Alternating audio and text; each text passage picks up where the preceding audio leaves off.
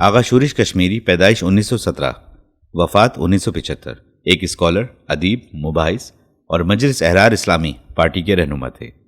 آپ کا اصل نام عبدالکریم تھا، لیکن آغا شورش کاشمیری کے نام سے مشہور ہوئے۔ آغا شورش نے ایک متوسط گھرانے میں جنم لیا اور بمشکل میٹرک تک تعلیم حاصل کی۔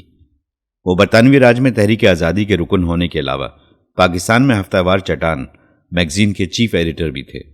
آپ کی سیاسی، علمی، ادبی تربیت کا آغاز یوں ہوتا ہے کہ گھر میں زمیندار اخبار آتا اور مسجد شہید گنج کی تحریک نصف نہار پر تھی۔ عبدالکریم اسکول سے فارغ ہوئے تو تحریک شہید گنج کا رخ کیا اور مولانا ظفر علی خان سے قربت میسر آئی۔ انہوں نے دیو سماج ہائی اسکول انارکلی میں تعلیم حاصل کی۔ یہ زمانہ سائمن کمیشن کی ہندوستان میں آمد کا تھا۔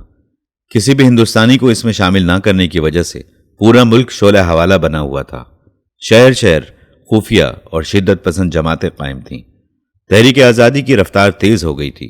نوجوانوں پر ان حالات کا گہرا اثر تھا۔ لالا لاجپت رائے کا دنیا سے اٹھ جانا، بھگت سنگھ کی موت، جلیان والا باغ کا واقعہ، یہ حالات تھے جب شورش نے اپنی زندگی کو آزادی کی تحریک کے لیے وقف کر دیا تھا۔ ابتدا میں انہوں نے ایک ہندو دوست کے ساتھ مل کر بال بہارت سبھا قائم کی۔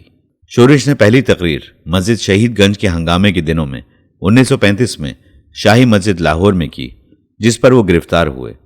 مقدمہ چلا، 3 سال قید اور 300 جرمانے کی سزا ہوئی۔ بعد میں 3 ماہ کی قید کے بعد وہ رہا ہو گئے۔ عبدالکریم کے معاشی حالات بہتر نہ تھے۔ شادی کے بعد انہوں نے مختلف ناشروں کے ہاں اجرت پر کام کرنا شروع کیا۔ مسودوں کی تصحیح، ترتیب، نظر ثانی کے علاوہ خود بھی لکھتے۔ اس طرح 400-500 روپیہ حاصل کر لیتے تھے۔ اس کے بعد چندرا جو کہ مشہور کانگریسی لیڈر لالا پنڈی داس کے داماد تھے، ان کے ساتھ مل کر ایک پبلشنگ ہاؤس قائم کیا۔ مولانا آزاد کی شورۂ آفاق کتاب غبار خاطر کا دوسرا ایڈیشن انہوں نے شائع کیا۔ اس ادارے کا شیرازہ تقسیم ہند کے بعد بکھر کر رہ گیا۔ شورش چودھری افضل حق سے متاثر ہوئے، جو برصغیر پاک و ہند کے سیاسی رہنما تھے، لہٰذا وہ آل انڈیا مجلس احرار اسلام اور احرار پارٹی کے لیے جد و جہد میں شامل ہوئے۔ ان کے علاوہ بھی ان کے مذہبی اور سیاسی مرشد امیر شریعت سید عطا اللہ شاہ بخاری بھی تھے۔ 1946 میں انہیں مجلس احرار اسلام کا سیکرٹری جنرل بنا دیا گیا، جس دوران مسلم لیگ علیحدہ وطن کے لیے کوشاں تھی، اور اس وقت آغا شورش کاشمیری مجلس احرار کے چنیدہ رہنماؤں میں شامل ہو چکے تھے۔ مجلس کے ایک روزنامہ آزاد کے ایڈیٹر بن گئے، مگر قیام پاکستان کے بعد آغا شورش کاشمیری وطن عزیز کی بقا اور استحکام کے لیے آخری سانسوں تک میدان عمل میں رہے۔ حکمرانوں کی غلط پالیسیوں پر کڑی تنقید اور اپنے نقطہ نظر کو دلائل کے ساتھ پرزور انداز میں پیش کرتے ہوئے بڑے استقلال سے کھڑے ہو جانا آغا شورش کا مزاج بن چکا تھا۔ انہوں نے 1974 میں پاکستان میں ذوالفقار علی بھٹو کی حکومت کے دوران تحریک ختم نبوت میں ایک کردار ادا کیا تھا۔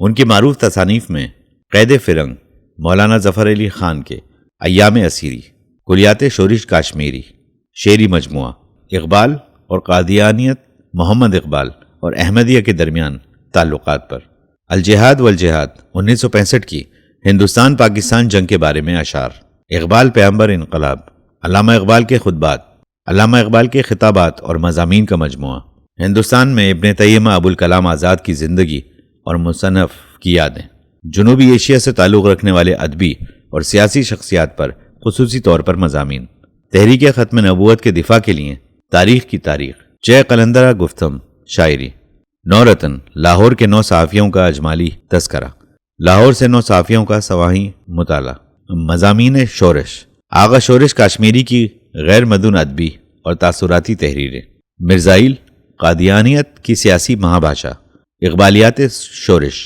علامہ اقبال کے کاموں پر تنقید اور تشریح، سید عطا اللہ شاہ بخاری، ابوالکلام آزاد، سوانح و افکار۔ آغا شورش کاشمیری 24 اکتوبر 1975 کو لاہور، پاکستان میں خالق حقیقی سے جا ملے۔ میانی صاحب کے تاریخی قبرستان میں سپرد خاک کر دیے گئے۔